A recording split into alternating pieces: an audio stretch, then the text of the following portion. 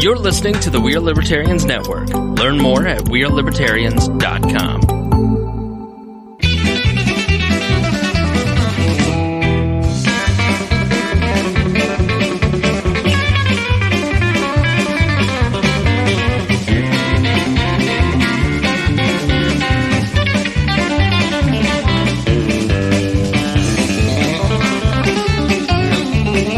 Welcome to the Boss Hog of Liberty podcast. This is episode number 110 of East Central Indiana's favorite podcast. I'm Jeremiah Morrell, joined by co-host Dakota Davis and a guy named Chase Peyton. What's up? Today's episode features the very esteemed author and professor of economics at Indiana University Southeast, Mr. Eric Schansberg. Did I say that correctly? Eric Schansberg. Schansberg, okay. We are going to be talking to Eric about mainly Andrew Yang, the Democrat presidential candidate, who is proposing universal basic income. And Eric wrote a really good paper about it, a really good article. So we wanted to bring him on to give us some more insight into this platform piece. And then we will also be talking about the city of Newcastle closing its offices on Tuesday, May the 7th, which is the day for the primary election. So make sure you stick around to the end for the little bit of local news, but we have a good show for you today. This show is about our lives in rural Indiana. We're here to push your boundaries and make you think as individuals. Sometimes we will provoke you. Other times we'll just make you laugh. Hopefully, you'll always learn something new. Very excited to be here with you guys. We do want to send some thank yous really quickly. We're getting all kinds of complaints in the Facebook chat. I assume producer Chris is efforting very hard trying to figure out what's going on. He looks uncomfortable, so I think that means he's working. Got to thank Chris Bilbrey, Brant Spicer, Christy Avery, John Phillips, and Craig DaCosta for helping us out. Chris Bilbrey, want to give you a special shout out.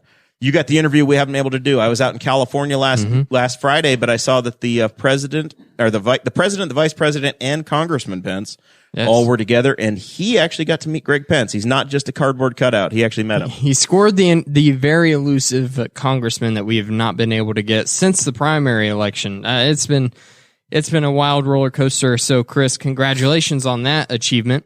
Also, those people are on the Patreon site that supports us and helps us pay our bills for this studio. You guys are all awesome. If you want to sign up on Patreon, then the membership started only $5 a month, and that is of course how we keep this show going and how we keep it improving. Patreon.com/Boss Hog of Liberty. If you don't want to support monthly, but you still feel like you should give something to the show, then we greatly appreciate that as well. You can do it on the Amazon wish list, tchip.com, which has our merchandise stores, and then of course we have a GoFundMe set up so that we can get a new and improved camera set up, so that whenever Eric is over here and he's talking about universal basic income and he's digging down deep, then we can have a camera set right up on him, and you can really get into the show. So if you want to help support that, then GoFundMe is the place to do it. All right, we're gonna let Guffy get bailed out and have Dakota go over there and figure out what's going on real quick. With the live feed, and Chase and I are broadcasting professionals. We will. We'll talk to Eric here for a few minutes and carry the show. No worries whatsoever. Yes, Chase. What's up, man? Welcome back. Oh, thanks. Your absence has been noted. Is my suspension over? I think your suspension is over. Sweet. We probably need to renegotiate your terms of employment. Okay. More money. Give me that moolah. We can offer to double your previous salary. Okay. And deal. You have to. The problem is you have to stop cursing. You used certain words before the 8 o'clock number, and we had an agreement. What if I take my old salary, but I can still cuss occasionally? I don't know. What do you think, Eric? Does that sound fair? I'd give him another title. Assistant to the host? Assistant to the deputy. Deputy. Regional Assistant deputy. To the regional manager. You did want to be on sports. Did you prepare any sports for us tonight as final thoughts? I can throw something. Do you have draft together. analysis or anything? Yeah. The Bears drafted a running back. Okay. You brought us a welcome back gift. It looks like the Colts. Such a good sports section. Yeah. The Colts drafted some player I'd never heard of. The Colts traded out of the first round. So. Sure did. Right to here. The Redskins picked it up. Oh, I'm going to be going to the Bears-Redskins game. Is that in Chicago? No, it's in Washington. Can I go? When you going? I think it's mid-September. Why didn't I get an invite? I haven't even bought the tickets yet, man. Some of us like football. We actually This might is me go. telling you about it. All right. Oh, good news. Why don't you ever reply in chat anymore? He's that one guy in the group chat Okay. that contributes nothing to the group chat. So when I got a regular amount of sleep, I still never replied in the group chat. He stealed it. I still didn't. So anyways, now that I don't get any sleep, I see you guys messaging each other, and I'm like, I don't care. I see how valuable our friendship is. I respect that. All right. That's enough. So of hold this. on. So I got a cool gift for myself since I've been working 2 jobs, which I want to say screw all you guys that said I'd only last 4 weeks or 2 weeks or 1 week, because I'm on like 11 weeks. We're going to say 11. I'm not really quite sure. I think it's double 10. digits. I'm What going was- at least 12 weeks. What was the bet? $10? I I believe it don't was know. 5. There's I think it was The 5. sad thing We is, never do you have bet more than change? 5. Do you have change for a 10? here's $10. Congratulations on beating the number. put it down here. Maybe you So could- the sad thing is, If you're a good is guy, the you'll one donate that it to believed in me Duffy. the most was Christy Avery, and you know my relationship with her. Mm-hmm. Thank you. Now I can quit. This is so uncomfortable. I just had to prove the point. We've I'm not even going to move this the rest of the night. All right, So continue with your I story. got a cool gift. All right. I got tickets to the Bears-Packers game, first game of the season on the 100th season of the NFL. Really? Yeah. Wow. Is that's that really in cool. Chicago? Yep. And who's going to that game? Me and my mom. Not bringing the girl? I told her I'd take her to Washington. She liked that better. There you go. She's been to Chicago. Yeah. Well, very good. We're glad to have you back for however long this lasts. Tonight. If you drop any more F words your first episode back, then I'm going to have to suspend you again. I haven't dropped any F words yet. Does that mean I that get was one? the warning. No, the first one, then you're off. French toast. We'll just have to mute you over there. Freedom dividend. All right. So what was wrong over on the other side? What was broken? The microphone input on the iPad was swapped, so it was. So we were just talking through the... Yeah, only the iPad was picking it up. It's fixed now. Everything's okay. All right. So let's talk to Eric. Eric, like I said in the Patreon portion, it's very handy whenever our guests have a Wikipedia page. Whenever I'm writing the show notes, if you're a Patreon member, you get the show notes in advance, and there's a handy link on your name that leads to your Wikipedia page. I knew about you like beforehand, and then I'm reading the Wikipedia page, and I'm like, holy cow, this guy's done it all. Like you've He's done run for Congress. He's an author. He's a noted economist. He's got it all. Yeah. He got it all covered. well, and He you have he used to run in the Derby as a jockey. I mean, he's done it all. he's a little too tall. World's tallest jockey. Everybody. But you have covered such a eclectic group of topics, and you've taught so many of them, written about so many of them. Tonight we are focusing on universal basic income, or the freedom dividend. But you are an established author in many areas.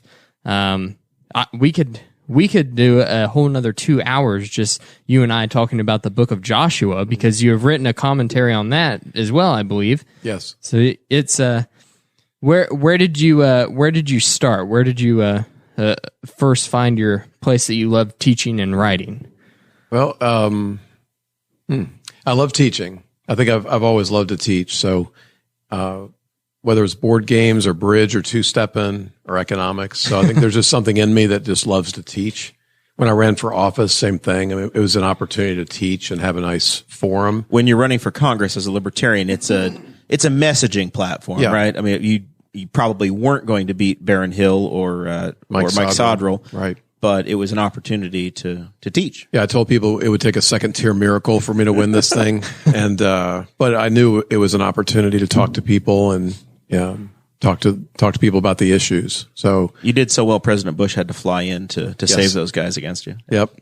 One little thing I won't know, I guess, until heaven, but the Republicans never talked about Planned Parenthood funding until I ran on that topic. So, and it was Mike Pence who actually made it an issue. He made it an issue, unfortunately, in 2010, I think it was, when they lost control of the House and couldn't do anything with it anymore. But if I had a quiet moment with Mike, I would want to know, did me bringing up the issue in 06 and 08, taking taxpayer money to give to Planned Parenthood, that didn't used to get talked about. So I may have had a little contribution there. If Mike Pence ever comes on the show, we'll ask him. Yes. And he may not know. But. For a long period of time, you and I talked before the show about the influence we've had as running libertarians or running as libertarian candidates.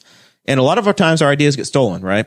A number of things that libertarians have advocated for over the course of the Libertarian Party have become public policy, and not because libertarians were elected, but because the ideas won. Right. So that's another area where government, freedom of marriage, ending the war on drugs, sometimes immigration reform, things like that. Sometimes not bombing people is popular, depending upon Stop who's not in using my office. tax money to kill people. A great historical example, I forget which year, I think it's 1928, that the Socialist Party, their entire platform became law within the next decade in the New Deal. And so I always take that as a bit of an inspiration. You don't have to win anything. I mean, the Socialists have never gotten more than 1 million votes, but they were able to influence policy tremendously. So, yeah, I mean, it'd be nice to win a lot, to build the party, all those things. But the fact is, people just don't pay that much attention to politics. It's a rigged system. I mean, we really have an uphill battle in a lot of ways, but if we can influence the debate, I think it can make a big difference. And when you get on the stage and you get on the platform, some places and some races you get treated differently. Right. In Indiana, thankfully, we have ballot access as libertarians, but we also have automatic, because of the Indiana Debate Commission, any statewide debate that's out there, our candidates for governor and Senate get included. Congressional, it depends upon who's organizing a debate. Sometimes if a local media outlet is there, they'll include the libertarian candidate. Sometimes they won't. It's kind of it's case by case situation. So you'd asked about writing also. So that's another opportunity. So you were talking earlier about Rex writing those articles and how much that helped the local parties. It's obviously a great opportunity to raise awareness of certain issues. So for a long time, I've written, books and journal articles and kind of the official stuff, but I've always, had my fingers in the op-ed, pile as well. Cause I think people read that stuff. It can influence, the debate, and it lets people know we're out there and get some thinking about stuff. And with your position as an educator at IU, you're very likely to get published. And I know just in April you had one on college admissions that was very, very influential or interesting. And then the one that probably got you booked today is this conversation about the freedom dividend or universal basic income. Yeah. So how many papers do you get published in on average if you send something out? Is it 10 or 20, or is it a lot of the local small paper, like the county papers? I send my stuff through, there's an organization called Indiana Policy Review Foundation out of Fort Wayne, and they distribute all the local papers. So I think it's dozens that we get into. So occasionally we get into, say, the Indy Star, the Courier Journal, Business First. I had a Wall Street Journal article like a decade ago. That was a lot of fun. But it just gets sent out, and, every once in a while I'll get a Google hit, saying my name popped up in Spencer, Indiana or something like that. So I think it shows up in lots of places. So the Wall Street Journal, you didn't try to get it in there? No, we did. Okay, you submitted it to them and asked. It was actually on the property tax thing back here in 2007. So the Wall Street Journal wants either quirkier things or things of local interest that can be a national story. So the property tax fight back in 2007 was a big deal. Right. That's what we've built our model on.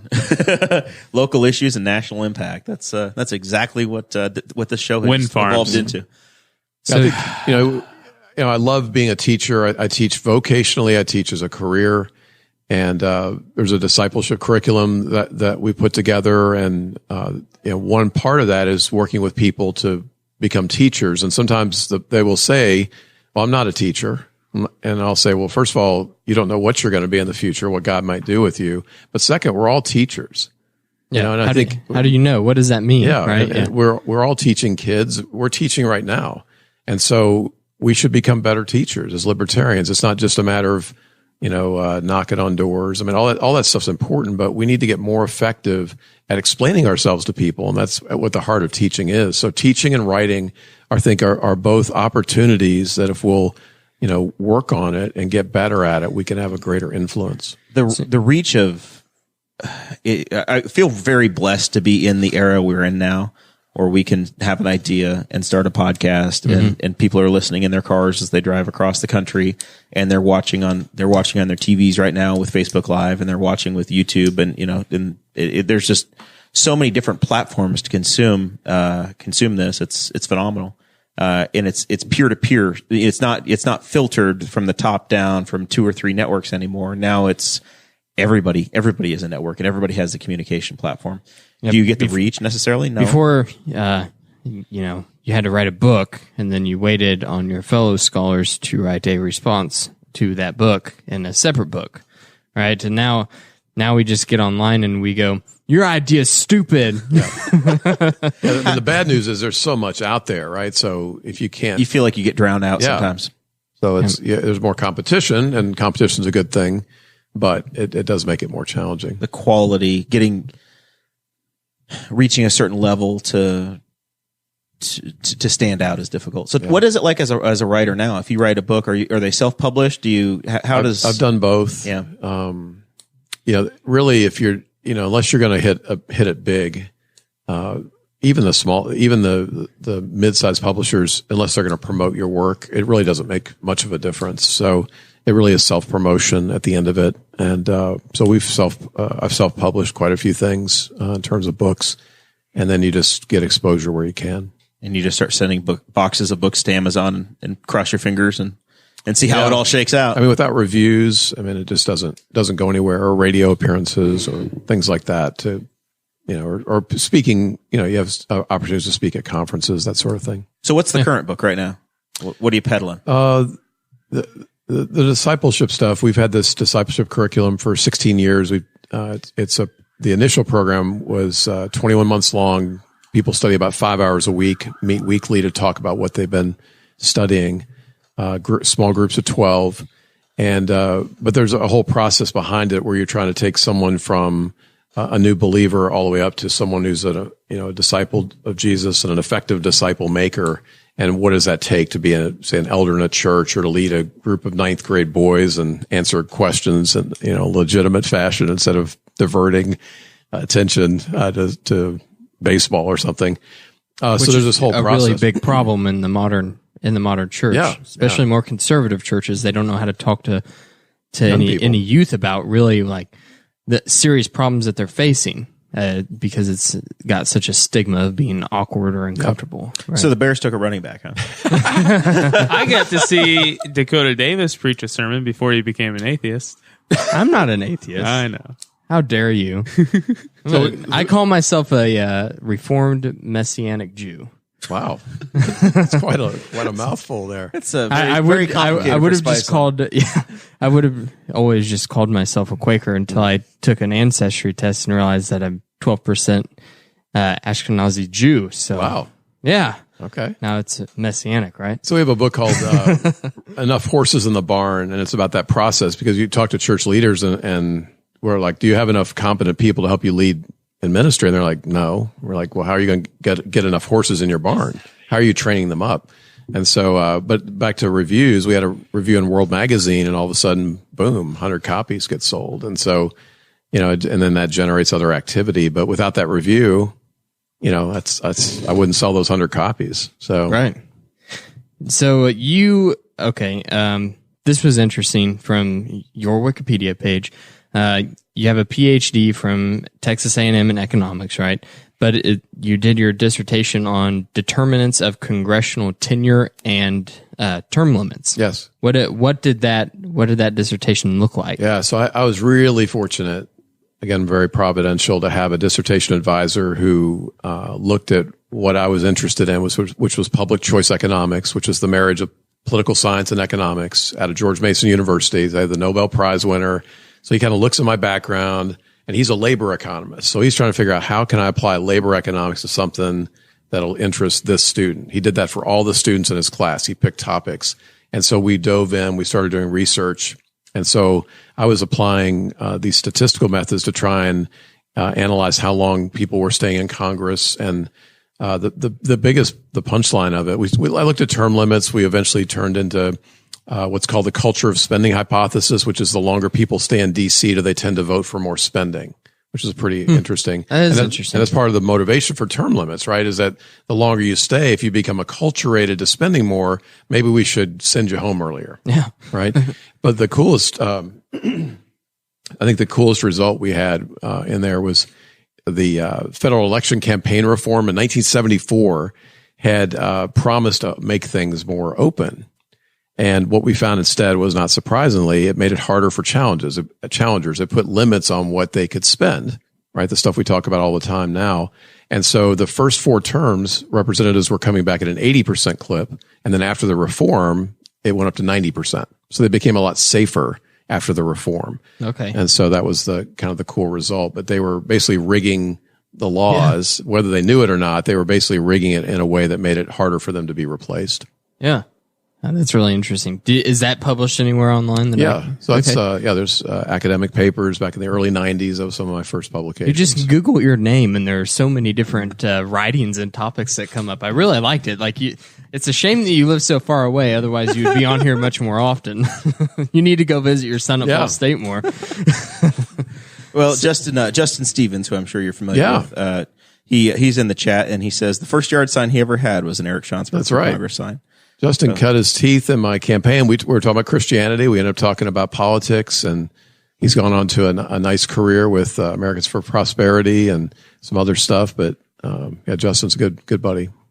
As we were talking, a headline I saw this week came to mind. Kristen Gillibrand is running for Senate. There's 22 Democrats running for president right now, and we're going to talk about Andrew Yang in one of his policy proposals. But once again, before we went on the air, Eric and I were saying everybody's got these new. When there's such a crowded field, you have to have a reason, a hook, something that makes you stand out. Whether it's raising money or having the background or the resume or these policy positions that will hook you. And Kristen Gillibrand, the senator from New York State. She's wanting to change public election funding, and she's going to raise taxes to do this, to fund it, but basically give you, every individual in the country, a $600 voucher that you can give to any candidate you want to pay for elections publicly. What is interesting about that is actually something that Andrew Yang brought to the table first. Did he? Yeah, talking to except his was $200. He wanted to give $200 to every American citizen over the age of 18 that was going to be voting, and they could give it to it's like a voucher or a token system. A political candidate. But the difference between the two of theirs is Andrew Yang says you can give it to any candidate. So you could give it to Chris Guffey for City Council Ward 3 in Newcastle. You didn't have to give it to a national candidate, right? So I'm running. So if we decide, okay, we're going to completely eliminate any sort of corporate, and the only money that we can put in, there's no PACs, there's nothing but individual donations. And we're going to have hard election reform. And the only thing you can do is an individual can do $600 federally. That's it. And there's nothing else out there. Okay. You got my attention. I can get behind that, and I can understand reform it. that. But it's not your money, right? That's the hook. And I'm reading the article, and I'm like, holy hell, this proposal is they just give you $600 federal dollars, and you pick anybody you want to give it to. Yep. So that's the problem. It is wild. That's the Wild West. You had my attention, and then you crushed my soul. My favorite comment on that story was a gentleman that said, how about we just have a system where every person gets to write down the name of the candidate they think is best? That would never work. Wow, look at that, huh? You're only allowed to have, there's only 2 names allowed. There's the Democrat name and the Republican name, and that's it by the time you get to decide. So you, Eric, I guess because of my specific interest in the more Old Testament theology, I wanted, and you did that commentary on the book of Joshua. Yes. I wanted to know if you see any overlap between your economic views, which you have your PhD in, and of course your writings in the biblical sphere. Yeah. So, my faith is really important to me. Jesus has just changed my life. I would be, I'm sure, a solid citizen, but I'd be a bit of a jackass as well. And so he's rubbed a lot of rough edges off. So really thankful for that. And so that's, it's crucial to my life. And then I've got my vocation and my interests, all these things. And of course, religion and politics go together. When I talk in public, sometimes I say we're going to talk about religion and politics, and if that gets boring, we'll talk about money and sex after that. And of course, the joke there, right, is that religion and politics never gets boring. Right. So how do you put those things together? And what you find is Christians and non-Christians, whatever, again, people just don't think that much about politics. They have this dog's breakfast kind of set of views and a little bit of religion and kind of, they're mowing their lawn, and then they hear some story about Gillibrand. They're like, yeah, that sounds pretty good, and that's kind of how people do it. And it's just this dog's breakfast of just garbage. And then you get, Christians, for example, who then take, say, the scriptures very seriously, or have a certain aspect of God as justice or something. And if they're very serious about it, well, then it's easy to make some basic mistakes like, well, that's wrong, so there ought to be a law against it. Or that's right, so let's mandate it. Let's take care of the poor. We're commanded to take care of the poor. Therefore, the force of government should be the way we do it. You shouldn't have lap dances. Therefore, there should be a law. So it's problem really with legislating the morality. Right. Behind it. Yeah. And so you just and that's not just a specifically Christian problem, but Christians are fairly prominent in that. And so as a Christian, it was really important to me to figure out, look, what is the role of government? And I was becoming a libertarian at the same time, out of kind of a standard GOP background. And the war on drugs, I think, was the biggest one for me. Mark Twain said, if you're going to swallow two frogs, swallow the biggest one first. And so the war on drugs is a big frog. I mean, once you swallow that one, you're like, okay, anything goes pretty much after that. But I just couldn't make the case, all the costs that are imposed on innocents by the war on drugs. I was like, I just can't advocate that as a Christian. I can't tempt that inner city kid to deal drugs. I can't, cause unrest in Colombia because of my views. I mean, it doesn't make any sense. And furthermore on that, I think that you have people who get thrown into this system of maybe they are a small time weed dealer or something because they need more money. They've hit a rough place, or they've been dealt a rough hand, or what have you, and then they get thrown into our legal system, and all of a sudden they're in prison with rapists and murderers and true violent criminals, people that we are afraid of, so we put them in cages. And this guy is like, holy crap, I was just selling a plant from my house, and now he has to become the violent criminal in order to survive in that type of environment. Yeah. I think our three biggest policies are welfare, education, and the drug war, and they really go all together. I mean, with welfare policies, we'll pay you money if you have kids and you're not married. Okay, great. So now we're setting up a lot of single parent households, which causes, the data are very clear. I mean, you can escape from that, but it's not a good way to raise kids, right? Generally. Now we'll put you in a government-run school system with tremendous monopoly power over people with few resources and some family struggles, and good luck to you, right? So a lot of people escape with a ninth grade education. And now we'll tempt you with, you can sell drugs at age 15, or you can work at McDonald's if you wait another year. And it's just too tempting. And then we'll throw you in prison. And so if you look at, what government does. By the way, we're going to steal 20% of your money when you start going to work. If you happen to escape legitimately. Yeah. If you go to McDonald's, we're going to take your money. Yep. But if you just go sell drugs to your buddies, you can, it's tax free. You can be an entrepreneur and nobody knows about it. Yep.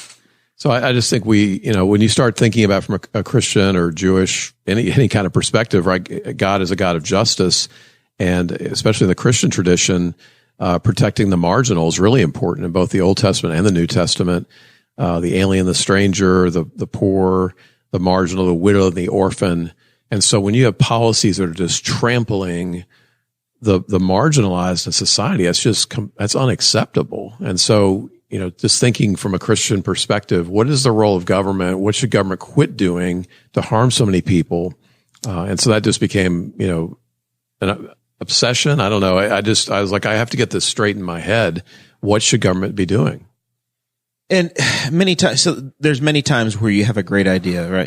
This is what we like in government. This is what they should do. We should outlaw murder, whatever the goal is. And ultimately, for libertarians, it comes down to force and fraud. So if there's violence involved, that's where government needs to get in that space. But otherwise, it should be left to the private sector or individuals to work these things out for themselves through property rights or mutual associations or just through individual conflict. I've got another essay coming out next week. It's entitled "The Meatloaf Theory of Government," and it started with me thinking of 2 out of 3 ain't bad. And that when I ask people, when should the government get involved, it's got to pass 3 tests: constitutional, ethical, and practical. So it's got to be in line with the Constitution. It's got to be ethical. So back to your point about force and fraud. When should I use the government to mess with you? Well, force and fraud. And then practical. I think a lot of people skip this step. Even if it's constitutional and ethical, if it's not going to work, don't do it. And with the government, 2 out of 3 wouldn't be that bad, but usually the government gets none or 1 out of 3. So I advocate the meatloaf test. If we could just get 2 out of 3, that wouldn't be too bad. Meatloaf Chase was an artist. I love meatloaf. Like, not the artist, but just the food. With ketchup on it, yeah. Meatloaf is one of my favorite foods. Guffey, are you familiar with Meatloaf the artist? Do you not like meat? Oh, you got I love meatloaf. It's an I was going to earworm. agree with you. Yeah, it's one of my favorite foods. Meatloaf the artist is just okay. Bad out of hell. It ain't I mean, bad. there's good stuff there.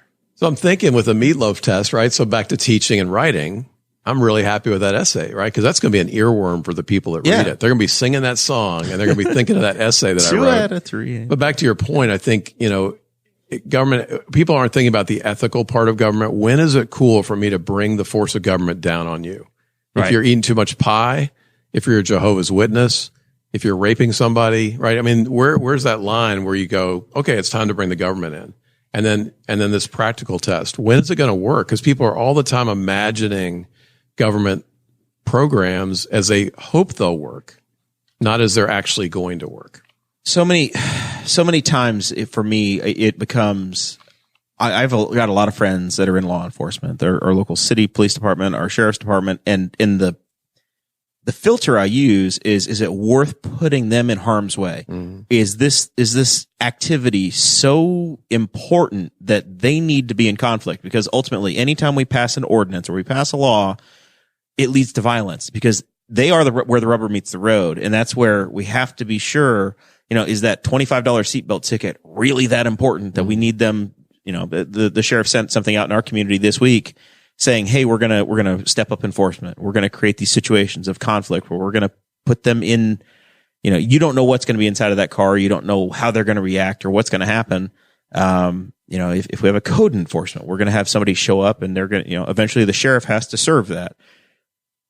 I know that they sign up for it and that's the responsibility and that's the reality of the job. But if you can avoid putting people in that situation because it was an unnecessary policy, then let's side with that. That's the filter I use very often. And I think it's somewhat simple to understand. Yeah. I think we can get better at asking those kind of questions of people, and some people will respond more to the ethical part of it, the force and fraud point you made. Other people, they don't share our values on that. Right. They're perfectly fond of helping you live your life. If you're not doing anything wrong, you have nothing to worry about, right? Those kind of people. Yeah. So then I think you go with the practical arguments. Okay. How's this really going to work? And try and score points that way. Very good. Dakota, what's going on over there, buddy? We haven't done a show in over a week and it's starting to feel like it. The video connection keeps we're having Mevo going issues. out, but we're fine with the audio. We're gonna have to start we're all just gonna over. Keep going. We will not start all over. No. We're a podcast first. The video is it's a bonus. And 90% of the time it works every time. There was a update that was available for the Mevo camera, and we chose not to because when we take them update, usually it breaks 2 other things. No, usually we're okay with the update.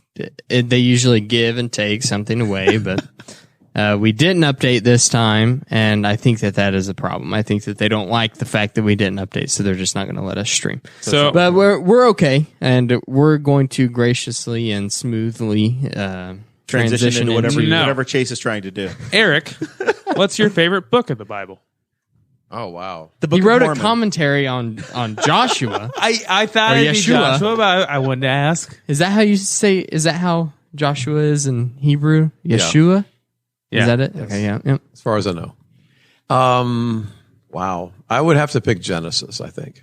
It is so rich. Got a bunch in there. What is yours? Philemon. Philemon, Oh, wow. really? Yeah. Yeah. Only because I went to a Christian school like all my life, and I read this. You're the one guy here that went to Liberty University. I mean, you've got street cred. You in do this have university. street cred. In this I also world. got kicked out of Liberty University. Anyways, I read this kid's book when I was little, and it was loosely based on the Book of Philemon. So I've just always liked that one. But I have several favorite books of the Bible. My favorite is Job, the Job. book of Job. Yeah, because I'm also really big into Stoic philosophy, and that is the book of Job is the epitome of reacting with reason and not emotion. We play this game where Dakota mispronounces words he's read, and I try to pretend. Did you mean epitome? What? I said no. The epitome. Am I the only one? I'm looking around. It's epitome. Yeah. Oh, there's not a word. That's all right. Really? I've heard We do people this. say epitome, and I'm pretty have sure it's too. been Dakota every time. Has it? It's a great word, but That's all right. I Slays I me. do all he these does things. this like once a month, and I go, "What? How did Yeah. you get this far in life?" There And are it a lot just of things blows that I me away. write down and I read, but I never say out loud. This is confession time. What? I was a young boy, and I didn't know any better. And your father took you into the city? No. To see a marching I band? read my very first book that cussed, and I didn't know how you spelled the word damn. So I'm reading this book, and I'm like, damn. I didn't know. I was so confused. Yeah. So I understand, but I learned when I was about 8. So the fact that you're 24 years old and we're having this conversation now. It's the epitome of shocked. I literally thought that epitome and epitome were two separate words. Well, what do you that- think epitome meant? I thought it was like the adjective version. I thought they were like this. They had the same definition, but they were used in two different contexts. Brian Regan does a really funny thing on Hooked on Pahonics. I'm trying to do a commercial for that. So. I like that. That is me. Yeah, that's for sure me. The yellow one is the sun. I'm bad with words. All right. Well, that made my night. So thank you. If you can't beat that up on your friends, we and need they're- we need a good clip of that. I think because usually whenever that happens, I'm like, I don't know that I've ever said this, so I think about it first, and I'm like, I'm just gonna say it like this, and then I get called out, and I'm like, that was wrong. But that time, I legitimately had no idea what you were talking about whenever you called it out. I'll be honest. I was like 50-50. I was like, I don't know. That's a word. So you were like epitome, and I was like, no, different word, man. The best part is we were in each other's weddings, right? We've got this connection now, and I know when I've got him on the hook, and it's fun. Made my night. I had no idea. I'm never going to be able to get that right because it's You've been stuck saying in it my in a head. certain way so long. Yeah. Damn, man, I don't know. One more thought on Genesis, because I can tie that back into family. I mean, when you're reading Genesis, you realize that God's trying to work out family stuff. I mean, it's sibling rivalry all the way through. He's got Abraham. You know, if you get to the end of Genesis, it's a nation, or it's a nation about to be, but it's as if God's saying, look, if I can't get the family right, I can't get the nation right. And so I think that's a really important consideration that, we talk about politics, but culture, society, we could have, if we don't get family right and all the problems that go with that, then all this other stuff is just, window dressing. Yeah, nothing else matters if you can't start there. All right, let's transition gracefully. So when's the commentary on Genesis coming? might be inspired. Abraham is what I hope to write on that. I believe the R.C. Sproul he did commentary on the whole Bible, and I think that Genesis is 2 or 3 really large books. Such a long Andy book. Horning annotated the Constitution. You could always annotate the Bible. I know Ken Ham worked a lot on Genesis. But Two chapters of it. That's all he cares about. all right, Andrew Yang. This is the column that came out a couple weeks ago, probably 3 weeks ago. Andrew Yang is I guess they're calling him an entrepreneur. Younger guy. He's probably the second youngest fellow running as a Democrat amongst the 22 major candidates. And he came up with this plan. He adopted this plan. I don't think any idea. It's been around 50 new. years. Yeah. And is this Rothbard goes back all the way back to, or Friedman? Friedman, maybe before that, but. And basically it is on the libertarian side, we've said this is where you eliminate the welfare state. You completely get rid of transform it, or you transform it. So instead of having individual programs, we just universally every adult gets a check, no matter if you make $1,000 a year or $500,000 a year. The plan that Yang has is anybody 18 years old and over would get from the federal government $1,000 a month. And there was in your article, and we'll link to a version of it.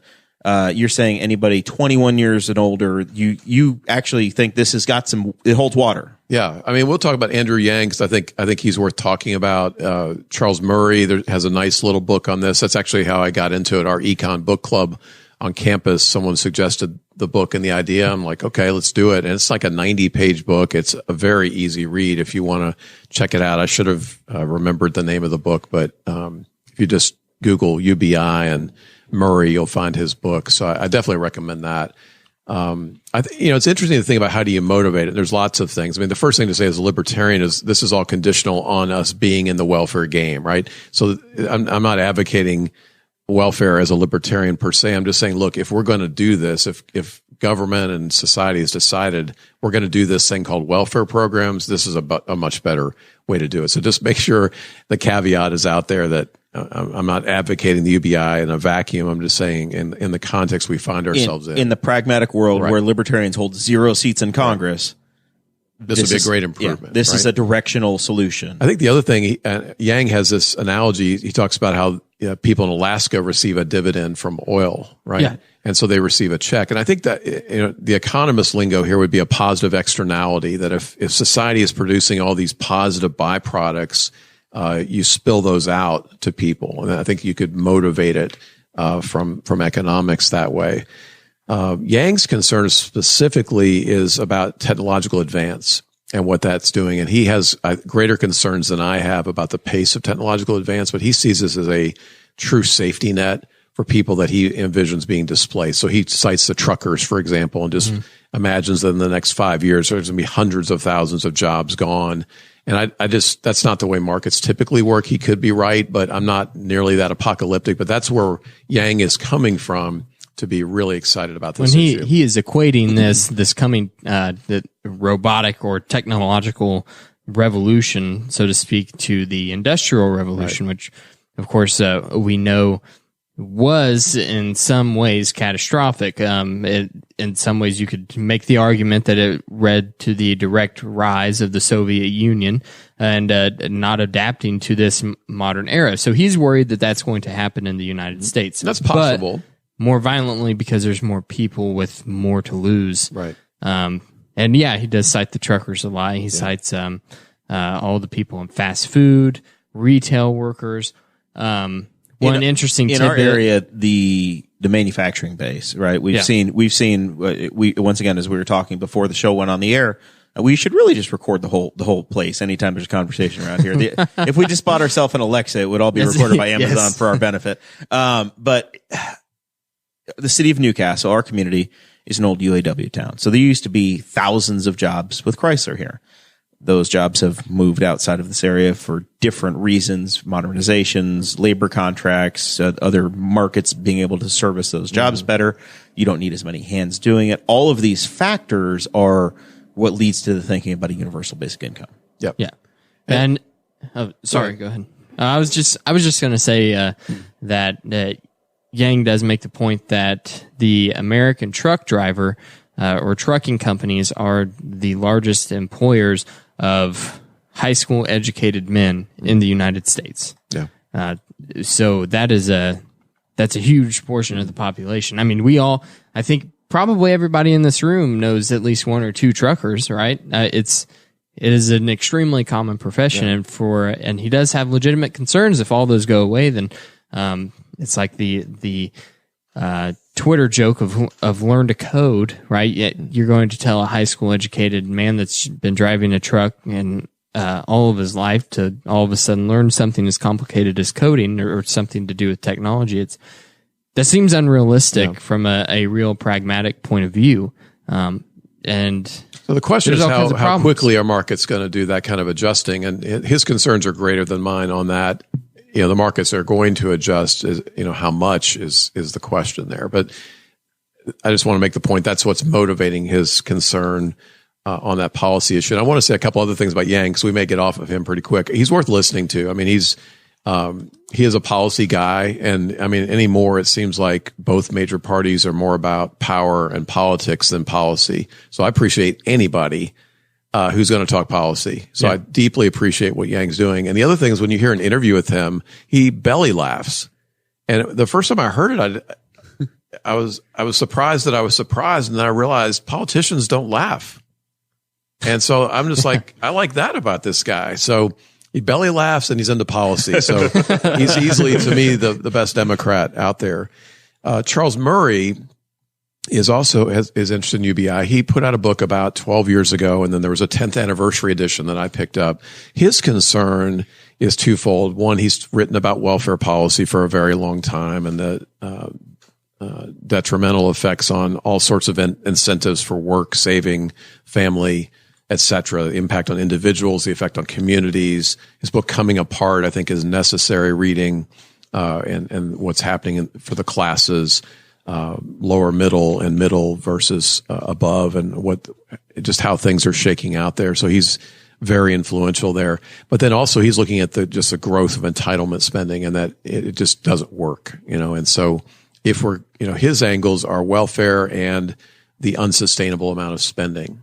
And so if that's the case, he says, look, we're going to be forced to do this. Maybe Yang's right, but 22 trillion in debt. So the debt, the entitlement spending, the baby boomers retiring, welfare spending, Medicaid, Medicare, on and on. Is in the Yang proposal, is he eliminating Social Security with that 10,000 or 12,000 a year?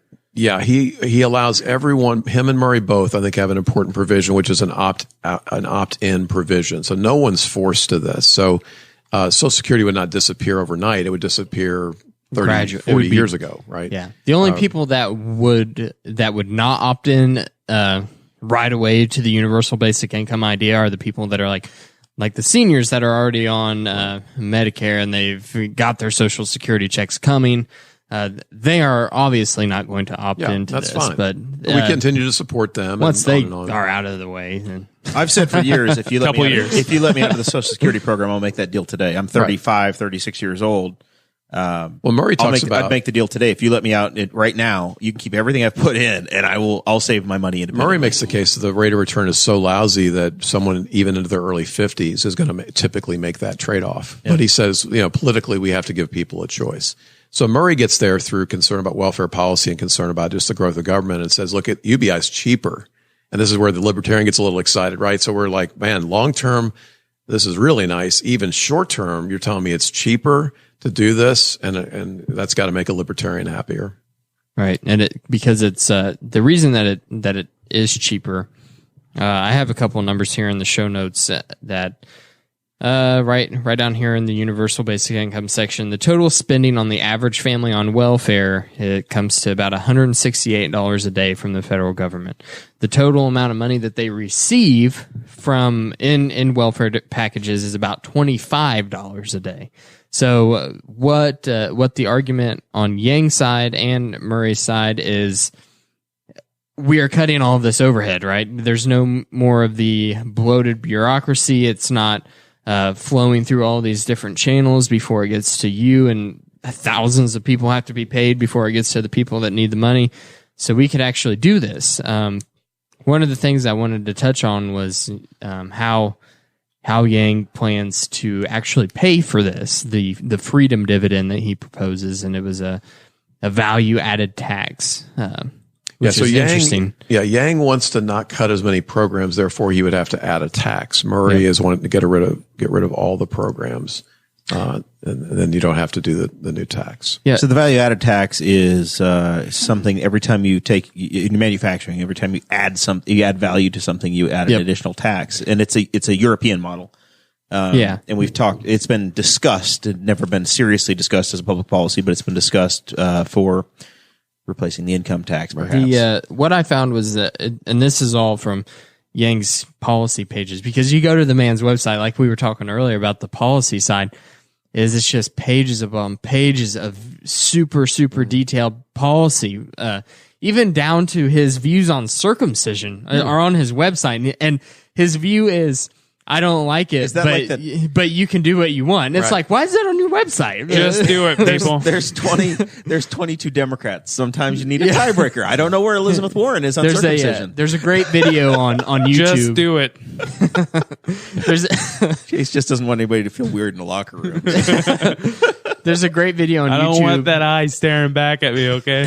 And this is what Dr. Eric Schansberg signed up for today and drove 2.5 hours north for. Chase to the man who has a PhD in economics from Texas A&M wants to hear about Chase's views on circumcision. And we promise that we're going to have fun. Anyway, there's a great video on YouTube about, and it is Andrew Yang versus Pete Buttigieg on policy. And it is basically Andrew Yang going through like countless interviews of his policy proposals, and then Pete Buttigieg going, "I'm a gay man."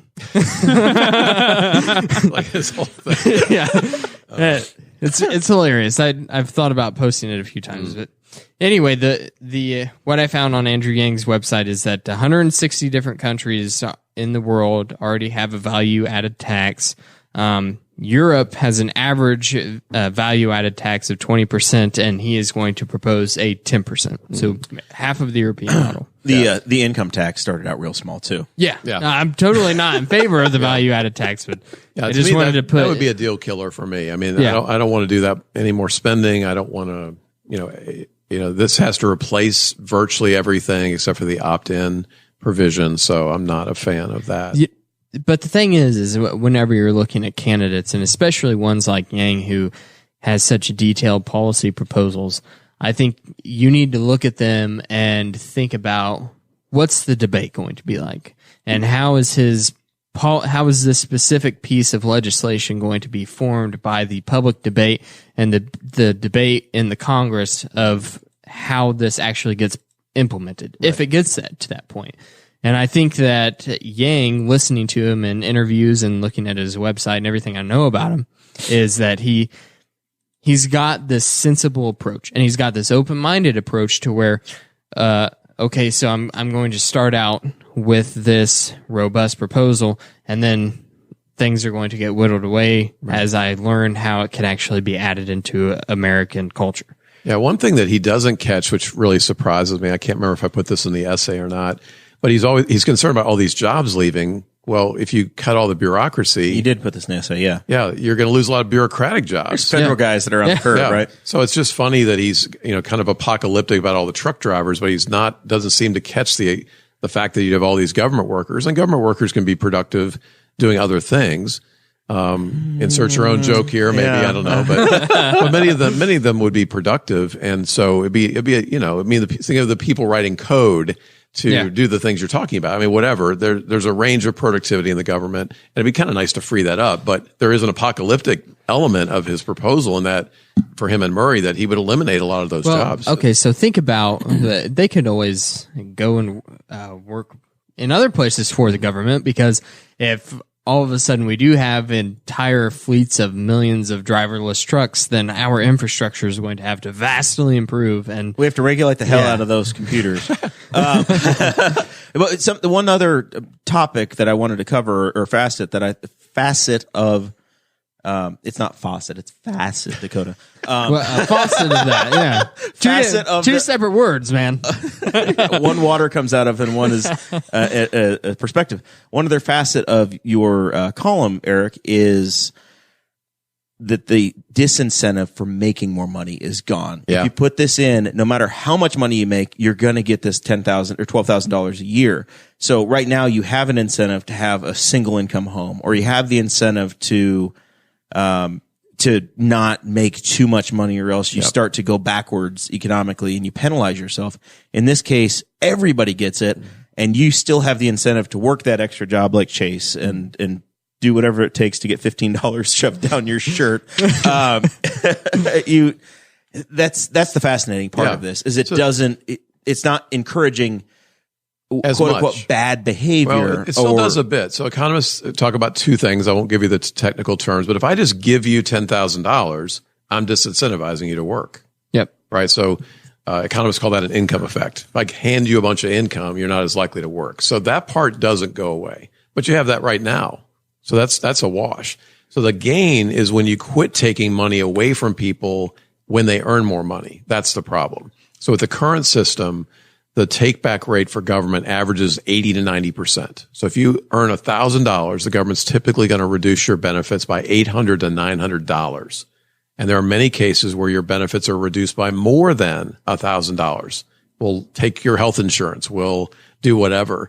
And so that provides, that's a tremendous disincentive that we're getting rid of. The income effect part stays. If I just hand you cash, I'm still disincentivizing you, but that stays the same. It's that take back rate, getting rid of that or reducing that would get economists and I think libertarians excited.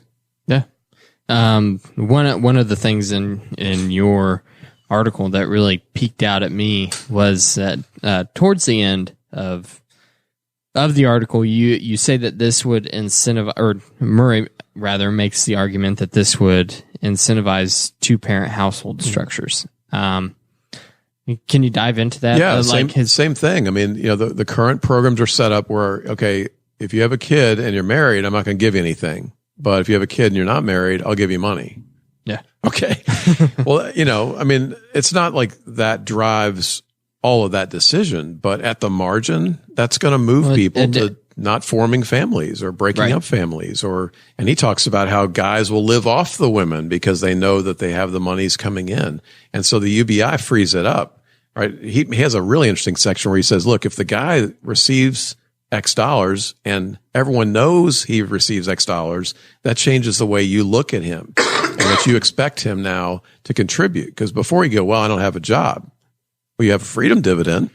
And so he argues there'll be this change of expectations, but at minimum, you're taking away the disincentive for family formation. Right. What's the logic in the amount per month in the freedom dividend? Is that bring you up to the poverty line? Because I know when the fair tax was talked about 10, 15 years ago, they would untax you up to the poverty line. $12,000 a year for an individual doesn't really get you to that point, but is that equate to an average spending or what you would expect to be paying in a safety net? How did they arrive at that number? Yeah, Murray just uses that as a round number, and then he also throws in catastrophic health care, which is interesting for the dynamics of that. So he says it's $10,000 plus $3,000 for catastrophic health care. He doesn't want it to be a lot. The other thing is we're talking about federal programs. So if a state says 10,000 is not enough, a state would be perfectly fine to supplement however they see fit. If they want to do their own food stamp program, the state of California can have any program they want to. So they could go another $10,000, or they could have food stamps, and maybe high cost of living states, say, well, we're in Massachusetts, the state government will kick in, but at the federal level, we're just doing 10,000. Keep it simple, and then it'd be adjusted by inflation after that. All right. Fascinating. Yeah, that is really interesting. I think the other thing that's really important, and this is the difference between Yang and Murray. Yang argues it should start at age 18. Murray's very careful to say age 21. That you don't want people to graduate from high school and start getting $10,000. That's not a good idea. And the argument is that I could have had a lot of fun with that. That's the point. And that's the argument, is that a lot of bad habits, stupid decision making happen between the ages of 18 and 23 usually. Actually, I'm right on the end curve of making stupid decisions. Oh no, I'm in my mid-30s. I still consider stupid decisions all the time. I'm just lazier and don't do them now. There goes my hope. Say sorry to my wife. So be like this forever. Chase, you're not a policy wonk, right? We've never established about you. He works too I did often. consider studying politics my first year at college. And then I was like, you did? No. You wanted to be a politician. Yeah. And I was like, no. What would $12,000 in automatic money coming to you mean? Would that change your life? Would you do things differently? Would you quit your second job? No, but it'd help out. You wouldn't quit your other Oh, job? yeah. I mean, I'm going to quit my other job now, but like, no, I mean, it's not, I don't think it's going to, like, you're not going to be able to live on $12,000, but it'll help you out. That's what he says too. I mean, a lot of people might work part-time and kind of live on 10 plus 5. Okay. That's not ideal, but it's better than what we have now. In theory, you might have more entrepreneurs come out of this, right? Mm-hmm. You've got a little bit of a safety net. So if you're in your 20s, you're 22, 23, maybe you will start a business. And so many people work in a job because it comes with insurance. Mm-hmm. This is the conversation to start to have as we have this single payer conversation that from the Liberty side, we're not particularly in favor of this, but your health insurance since World War II has generally been tied to your employment. Yep. So you don't have the incentive to start something on your own. Dakota, you don't have the incentive. I don't have the incentive to start my own business. And especially if you have a young family on the way, or if you already have a young family, you're living in some fear that, man, I've got this job now and I've got security. So you're not going to take that risk. Right. If you're 23, you don't have a family yet, you've got catastrophic health insurance and you've got $12,000 a year, you could try some stuff and you're going to be okay. You've got that opportunity. Yeah. You're married. So now all of a sudden you have $24,000 a year, and I've thought about it a lot because I've said multiple times on this show that my childhood dream was to become a traditional type blacksmith. Like that's what I've always wanted to do since I was 8 years old and went to Conner Prairie. And YouTube celebrity. Yeah, and a YouTube celebrity. Well, we checked that box. Yeah, I'm already there. So, but it's like I first learned about this. I'm like, so wait a minute. I'm getting $1,000 a month no matter what. My wife is getting $1,000 a month no matter what. And would that open the door for me to, okay, I'm actually going to stop my day job and work on the thing that I think would be the most fulfilling in my life and try to make an actual living to replace my income now off of that. I think that there's a lot of people like that in the world. So I don't know. And I think Yang, I know Murray, and I think Yang also make a case for kind of a lowercase e entrepreneurship, that people would be more likely to move where jobs are. Mobility. Yeah. So that's another big point they make, that, we have areas that are depressed and areas that are doing fine. And we're like, why don't you just move? Well, it's not that easy. I don't have any money. I don't have any networking. I don't have any whatever. But if I had this safety net, people would be more likely to go. So I think you can make the case that it lubes the system a little bit and gets people some of the fixity out of it, and people can actually move a little more easily. So one of something that's interesting about that, the Indiana Talks Internet Radio Network, which I don't know if we're on there on the weekends or not anymore. I haven't kept up with it, but anyway, they posted an article that was written today, and the title of it was called Midwest Exit. So it was a play on Brexit, and the author of the article was talking about a lot of young people have been leaving Indiana and surrounding states and going to the coastal cities, California, Boston, New York City, wherever, and trying to make it out there because there's smaller companies. They feel like they can be more creative, what have you, and the author of this article cited a study from Indiana University that said that the amount of labor in the workforce is projected to be less than that, exactly 50% less than what it was in the mid-1990s in 2030, I think is what the projection was. In Indiana? In Indiana, yeah. And so the argument was, because this author put out multiple polls on different social media sites and said, if you left, why did you leave? If you have stayed, why did you stay? What they found was left for more opportunity, could pursue my creative goals, blah, blah, blah. And why I stayed, they were saying stayed because of I have a mortgage, I'm in debt, my job has health care, all not very good. Like I just love Indiana. Yeah. You know, like, it wasn't that. You'd hope it'd be family or climate. Yeah, exactly. Or something, you know? And It's it was all like, I can't leave. I can't leave. I'm stuck here because of these reasons. So it's interesting that you brought that up between both of the policy proposals, because I think that we're seeing that, especially in these flyover states. Mm-hmm. So Yeah, for what it's worth, it's just going to make Indiana even more depressed. You're gonna put $12,000 in my pocket. I'll take it. I don't think it would make me more depressed. I would still live in Indiana. No, not individuals. I'm saying that you could theoretically have more people move to Florida or Arizona or places that have, Texas, places that the economy is growing faster. I love Indiana. Warmer I love the places. State. I love everything about it. I believe Indiana, or not Indiana, I think Indiana University put out a county by county map this week of population growth or decline. And it's really based upon, Indiana as a whole isn't growing. Every county isn't growing, but the major municipal areas are what's growing. So Louisville's growing. Chicago, to an extent, is growing. Lake County isn't, but Porter County is. And Indianapolis and the surrounding area are growing. But the state, the rural areas, it's not carte blanche that everybody's growing, all 92 counties. Henry County actually is trending upward, which is an amazing thing, and not by much, but we're actually gaining population right now.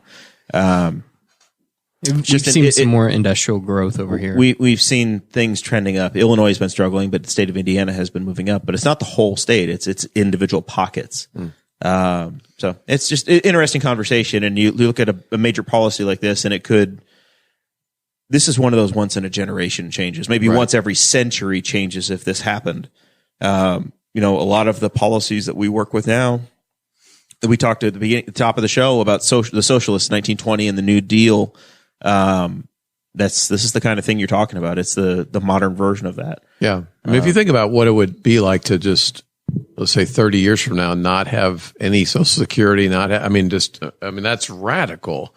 And so if this gets us to a world like that and less expensive and the safety net that Yang's concerned about, to me, it's these are the kinds of steps we're going to have to take at some point. I've had a discussion, when I served on the Memorial Park Board, our biggest cost was labor, and costs associated with people that we have on staff or had on staff. Legacy costs are something that corporations have been able to get rid of over time with the switching from pensions to 401ks. Government has not done a good job of that. Yep. And that's the big looming cost that's out there. In fact, government has taken them on and has taken responsibility for them. I would much rather see us just bite the biggest bullet ever and borrow ourselves up to our ears and buy out every single public pension and every Social Security and get out of that business and be 55 trillion in debt.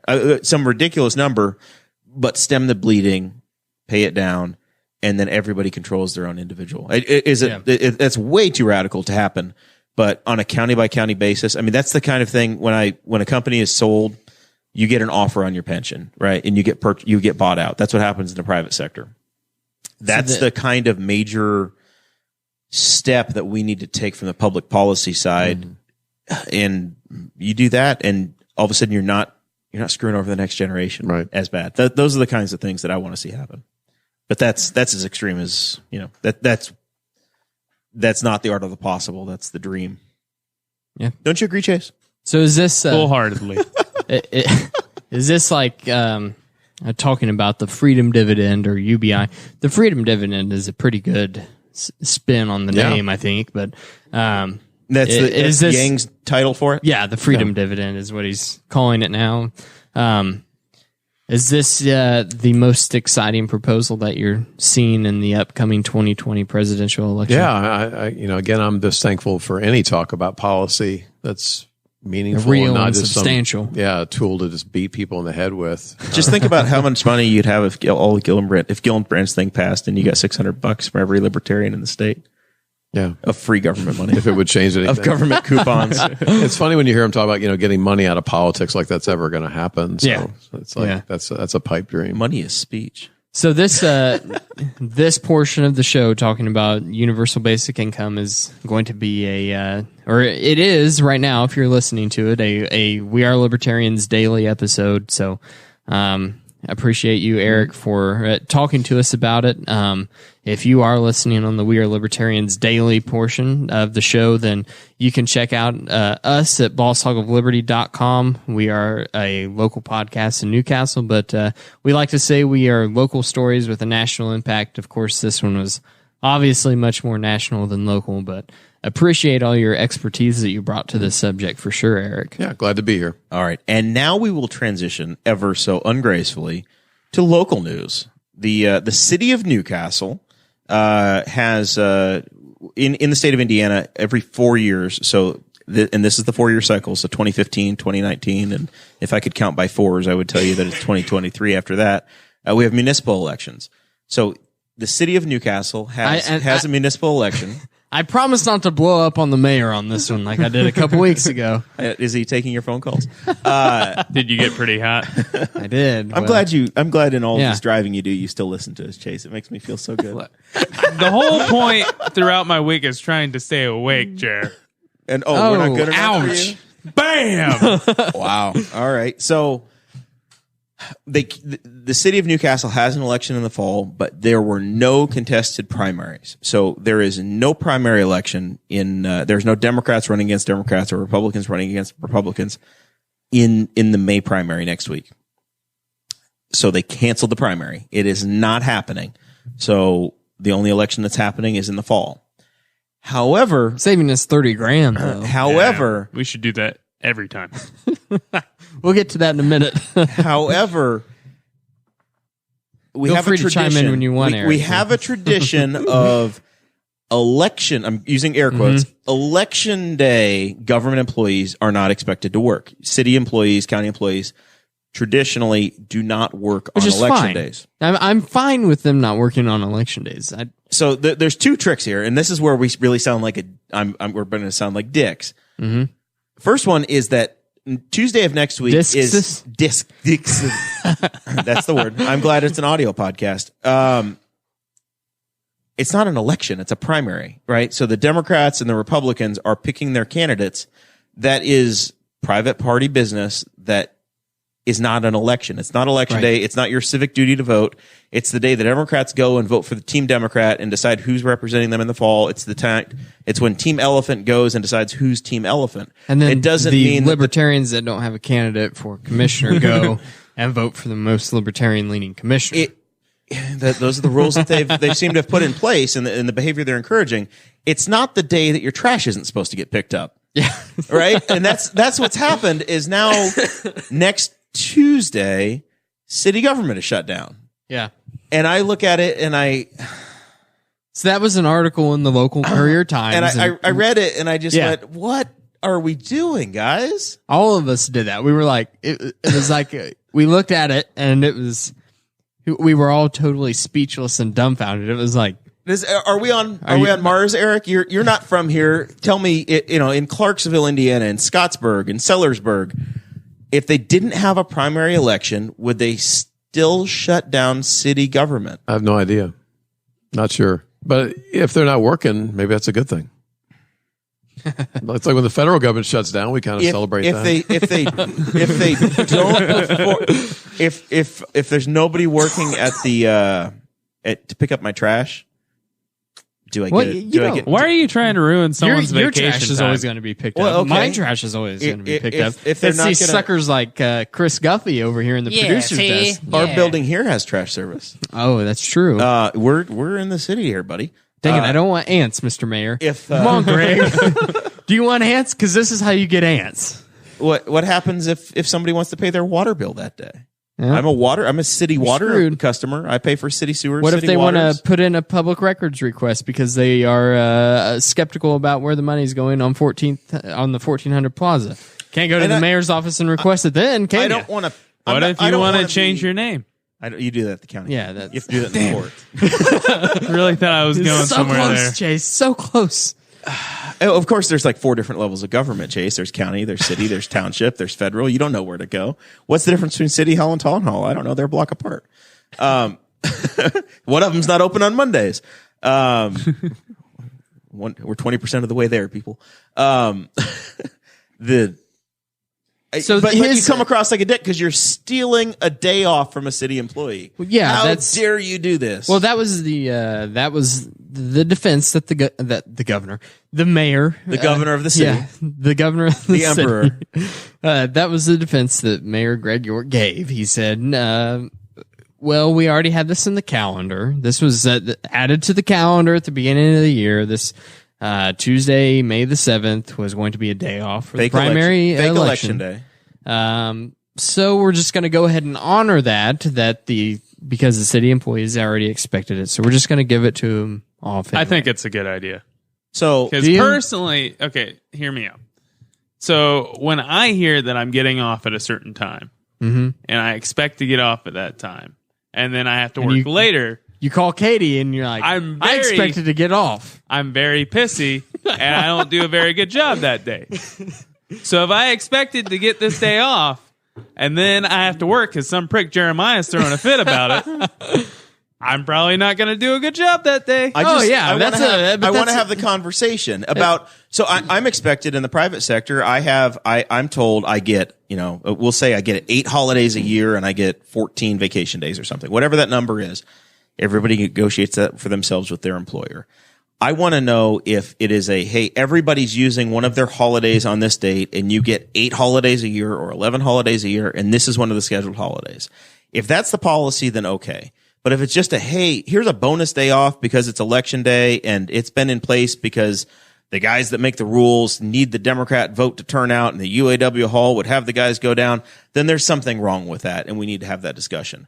If it's not administered that way. And the way to look at that is, okay, in 2017, when there was no election whatsoever, no state elections, no county elections, no city elections, did they have the same number of days off, right? Did they have the same number of days and they took away a holiday somewhere else and that's where they overlaid it? Or in these 3 out of 4 years, are there 2 more days where you're not getting city services? That's where I've got an issue or I want to have a discussion. Yeah. And I really think that it's something that should be discussed and not just assumed that those days are given off. And once again, I sound like a terrible person because I'm robbing some, 40 employees or whatever it is. The guy that cuts the grass. Well, let's embrace it then at this point, Chase. Well, it gets to the bigger issue, right? That's what we already alluded to, which is that why are we paying for primaries anyway? I mean, if the Democrats want to meet on a Thursday night at an arena at their office, right? At their office and pick candidates. That's the way it should be, and we shouldn't be paying for that. We brought this up last year, and it was all of us. Well, 4 of us in this room went to the Libertarian Party of Indiana convention in Fort Wayne this year, right? That was one heck of a drive for you, by the way. But anyway, we all went there this year, and if we had, and we were selecting candidates from some unaffiliated counties. Steve Smith for mayor of Muncie and Brantley Spicer for city council in Muncie and Delaware County. Since they are an unaffiliated county, the state voted to select them as candidates. If this was last year, we went to the convention and all of the members of the party voted to select Lucy Brenton for the United States Senate candidate for the Libertarian Party of Indiana. We did that on our own dime. We paid for it out of pocket as the private club that a party is, right? If you are a member of the Republican Party, then you get to make the decision, right, of who I'm going to have represent me in the general election, not Tom, Dick, and Harry that just decides to go pull a ballot because the city and the county and the state is paying for you to have the resources to go and participate in this private party business. I mean, that's the larger issue. Yeah, for sure. But I hear you on the holiday too. City council candidate Guffey, do you have any commentary on this, or are you going to dodge this one as a politician? I'm going to take the Greg Pence and just watch this. Submarine. Chris, how do you feel about wind farms? He's just whispering over here. He's got no. He's comment. muted himself. Yeah, I muted myself. That's Greg Pence. No, I'd actually have to look into it. I see where you're coming from, Jer, as far as if they already say they get 11 holidays and we just take a holiday and then we use this as a holiday for them. And then another year we just give them St. Patty's Day off so they can go drink. Right. That's a separate issue than if they had 11 and then on this year they get 12. Or if they have 10 and now we're giving them 11. Yeah, it's a different issue that I'd have to look into. Brenda Greider's in the chat. Maybe she could drop a little information for us, or the current city councilman Aaron Dickin is as well. At least they say they were. So. Yeah, they jump in and out. You never know. I don't know. It's just once again, it's one of those things that just happens, and it's read into the record, and nobody really talks about it. And I think this is the time you're in election season. This is the time to have these discussions. And if this is what we want to do, it's just like the theater downtown. If the people of the county and the people of the city say, hey, I want to have the city own another building and we want the city to develop this theater downtown and they're going to own it and we all vote for it and we knew what was going on, then okay, I can live with that. Oh, that's a direct democracy, man. That's just mob rule. I don't want these idiots making decisions for everybody. You ran on these people ran on the platform of this is what we're going to do, and you were fully aware, and then okay, that's fine. So let's have the conversation and let's have the election about it. And then if this is what we want and this is what we're voting for, and let's talk about it. But let's not just blindly vote for Greg for the third time because we always vote for Greg and there's nobody running against him. And then whatever the hell happens. Let's talk about the issues. That's what the elections are for. Right. That's my opinion. But I'm just a guy. Yeah. I don't even live in the city. It's my opinion. I have low taxes and less regulation. It sounds like the Boss Hog of Liberty is becoming take a dump on the mayor's administration show at the very end for the past few weeks. He's on the ballot. Yeah, but I do want to make clear that I don't have anything against Greg York personally at all. I just have an issue with some different ideas and policy proposals and things that he has done while he is in office that I think that more people don't know about, because I do believe that there's a lack of transparency in the city of Newcastle government. So the more terms you have in office, the more it becomes, this is what we do and this is the way we do it and we've always done it and this is the way we operate. Yeah. And every cycle that you continue to elect the same folks, you just get in this, well, this is the routine. Well, and it's not. I heard there's a really good paper on this that was written by a young student who's getting his PhD from Texas A&M. It's a dissertation on the determinants of tenure and term limits. That might lend its hand to some of the reasons of what we're seeing in Newcastle, even, but talking about getting more comfortable with spending and more comfortable in your position, and you can do what you feel like. And I think the main thing is back to just a standard thing in public choice economics, which is that people just don't pay much attention. They're rational. It's not a very friendly phrase, but public choice economists say voters are rationally ignorant and apathetic. And it's rational because you got one vote and $100 you might give to somebody. It's just not worth your time to learn about stuff, or if you know about it, to do anything about it. So politicians are rewarded for keeping things not so opaque, to keep it opaque, to hide the cost. It's none of your business. I'll take care of it. Yeah. Just trust me. But if we gave everyone $600 and 6 votes each, that would change everything.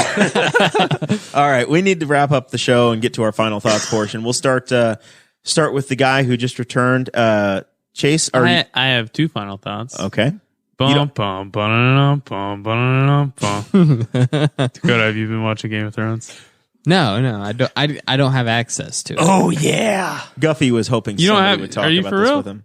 Yeah, for real. I don't have access to it. And I usually... You haven't been watching the final season? What we usually do... we, as in my wife and I... Do you need access to mine? I have HBO now. I bought it just for the season. season. I don't want to mess up my system now. I've already missed like 3 episodes. What we typically do is we wait until it's all done. Yeah, but then you get spoiled. Then we get it on Vudu. And then we just... And then you can binge it. Yeah, and then we binge watch it. How about I just give you my password? I don't want it, is what I'm telling you. The season's half over. You can just binge the 3 episodes. Yeah. I don't want to do that. I want to binge them all at once. It's all going to be spoiled. No, it's not. I just don't read anything I'm about to spoil it for you. Sure I am. Right now. Chris, what do you think of the last episode? Okay. No details, but what do you think? If we lose a Patreon member over you two spoiling something, I swear to God, it's been the out. suspensions It's will been be out real. for a week. Okay? The suspensions are going to be very real. No, I very much enjoyed it. I was disappointed. I was very disappointed. I enjoyed it, but I was disappointed in the fact that there was none of the main characters that I thought were going to die off died off. Like there's no, It's just like there's no reason a couple of them should still be alive, and I really wanted some White Walker one-on-one battles with the main characters. See, Okay, nerds, nobody knows what we're talking about. and here's Hold on, real quick. Here's what's interesting about this last season is that I've read all of the books, right? I'm that guy, and that goes to the party and says, Frickin' nerd. I read the books before they came a TV show, but there's not a book on this last season. no George R. So- R. Martin's right now.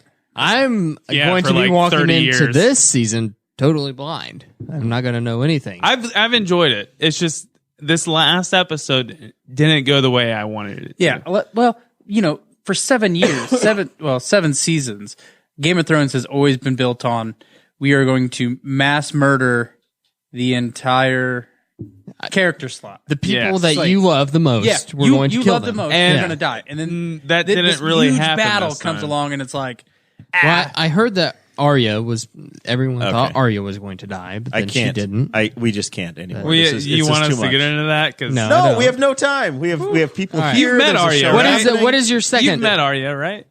Yeah, I met Massey Williams. Yeah. Okay, the second thing, real quick, is have you seen the new Avengers movie? yes. I haven't seen any of the Avengers movies. It was pretty dope. Christy is here for the autographs. Oh, and Christy's she's very here. upset. Wait, She's Christy giving hasn't physical seen it? threats. I have seen it, Oh, you have seen it. but I still Okay. think it's rude to give spoilers. So What's going on here? You have to watch the video. this for later. beautiful shirt right here. Eric, So are you anyways- familiar with any of these programs? Are you up to speed on any of this? I haven't watched any Game of Thrones. I've watched most of the Avengers movies. Game of Thrones is you would like the cultural discourse that happens in Game of Thrones. There's the first couple of seasons are a little bit pornographic in nature, and that I don't. It takes away from the actual show. I think HBO was trying to go for more of the naked women. So- like watch our show. but I'll then spoil one thing It for gets you, into Dakota. the actual plot. Because I saw something a couple weeks ago, and it was like Game of Thrones fans are okay with incest because Jaime and Seriously, Cersei, they think that's kind of hot. But Arya has sex in this. Oh my this gosh. last season, and people are flipping out about it. And she's just this 18-year-old girl. But you've seen her grow up, so you see her as a 10-year-old, and now she has a sex scene. You're like,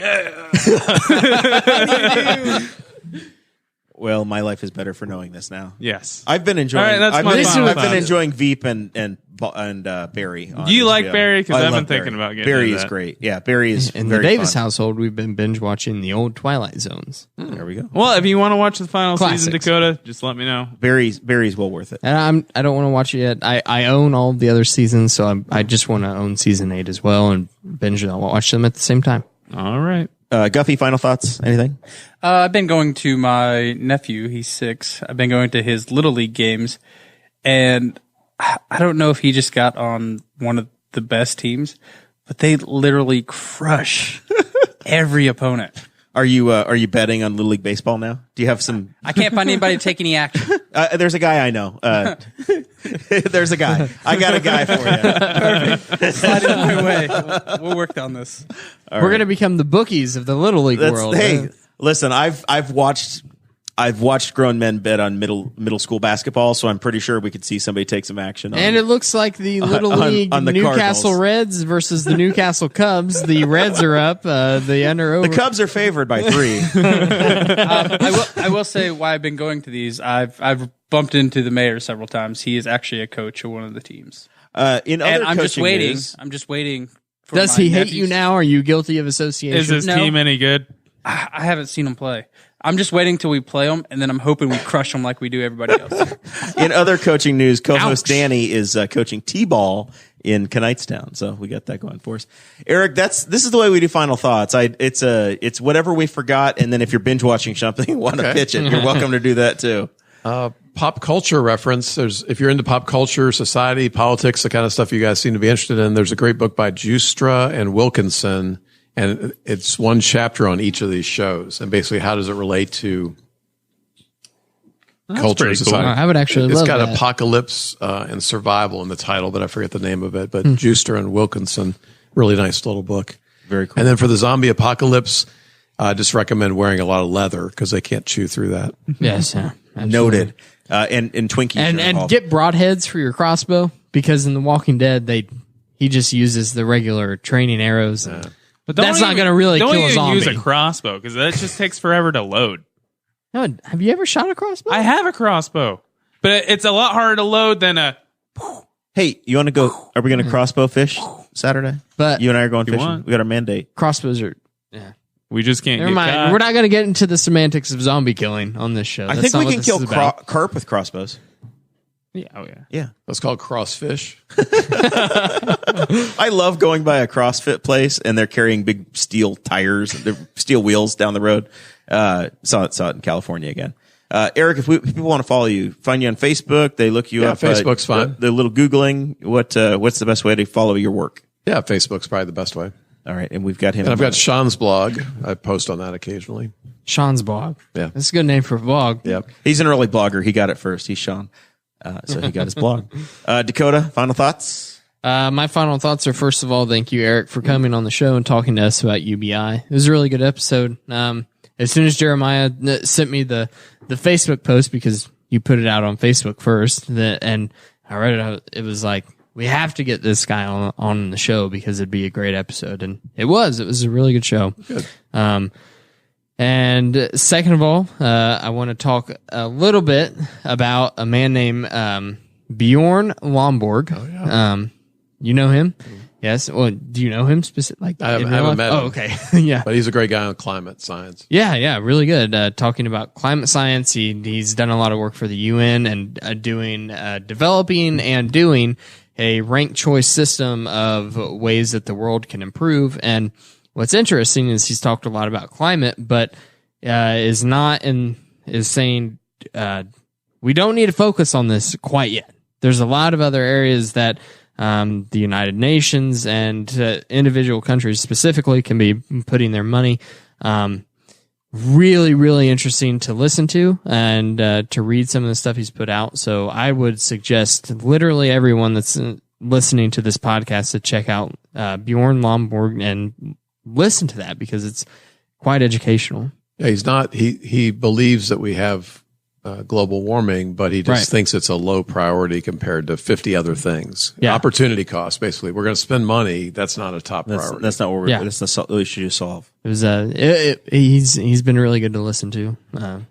Great. So Bjorn, if you're listening to this, and please reach out, and if you can fly over from Copenhagen and have you on this show. Our door is always open. We can do a Skype call. No, he has to show up. We made Dr. Schansberg show up, so I haven't paid the Bjorn's phone gotta bill, come in too. Yeah, the phone's not working apparently. Very good. All right, so next week's show is on a Wednesday, May 8th. Sean Rao is going to be with right. us, our favorite defense attorney. And we are going to talk about college tuition. Another policy that was brought about was some tuition reform or a tuition reimbursement or discounting program from Elizabeth student Warren. loan forgiveness Student loan is forgiveness. So subsidizing public education or subsidizing education from the federal government. So we're going to have that discussion, looking into what Elizabeth Warren has brought forward, and I think maybe we're going to overlay that or look at that compared to Mitch Daniels and some of the things they've done at Purdue and some other areas. So it's going to be a fascinating conversation. Looking forward to that with Sean. Month of May, we're here. I'm wearing my Wing and Wheels shirt, the Indianapolis Motor Speedway. If you need me, I'll be there next weekend, Grand Prix of Indianapolis. I'm going to be camping with all of the Birchams, our Grand Patreon Prix? folks, the Grand Prix. I'm very excited to go see some Indy cars. So month of May in Indy, Grand Prix of Indianapolis. I'll be out there with the Birchams camping, and the Potters and the Morrells. We're going to have a good old Are you time. going camping with Zach? Yeah, he's going to be there. We'll be visiting each other. Wonderful. There's only a handful of folks that are camping in the infield, and we're all out there. So we're going to have some fun with that. And then qualifying is the weekend after, and then the greatest spectacle in racing. 250,000 people, myself and Chase and others will be partying. I won't be there. Not going to make it. You're going to take your Florida trip? I'm going to Georgia. There you go. Georgia, nice. Good for you. I'm so dedicated to Chris Guffey's campaign that I will be sacrificing the Indy 500 to go to the Memorial Day parade. Well, they're on different days. The race is on Sunday. The parade's on Monday. Oh, snap. It's I know that. Now. If I went to the Indy 500, Hold on. the reason that Jeremiah's never been to the Memorial what's Day your parade. excuse? It's conceivable. I had a that I great time could last make an 500s. appearance. No, It was a lot of fun. I make no guarantees, but I had it is tequila conceivable. gummy bears. It was life changing.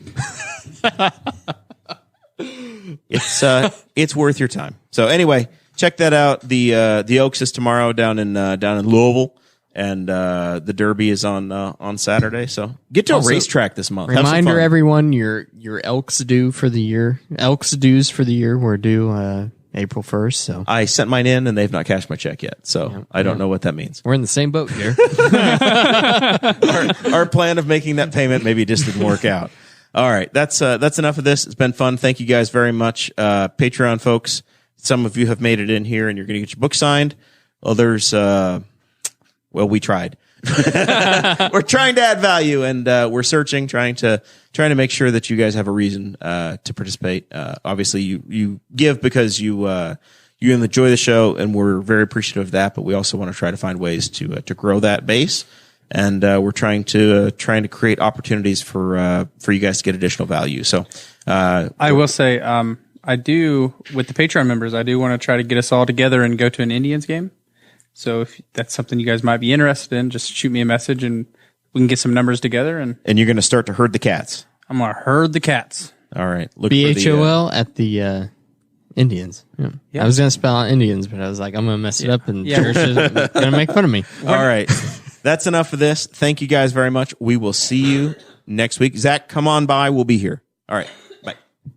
Thank you for listening to the Boss Hog of Liberty, which is part of the We Are Libertarians Network. I am Chris Spangle, and I am the founder of this network, and I invite you to listen to all of our shows, which you can find at WeAreLibertarians.com or by searching for these in your podcatcher. The flagship show is the We Are Libertarians podcast, where we apply libertarian principles to current events. The Brian Nichols Show is a conversation amongst Republicans, Democrats, Libertarians, Independents, as they talk about what is happening in the news.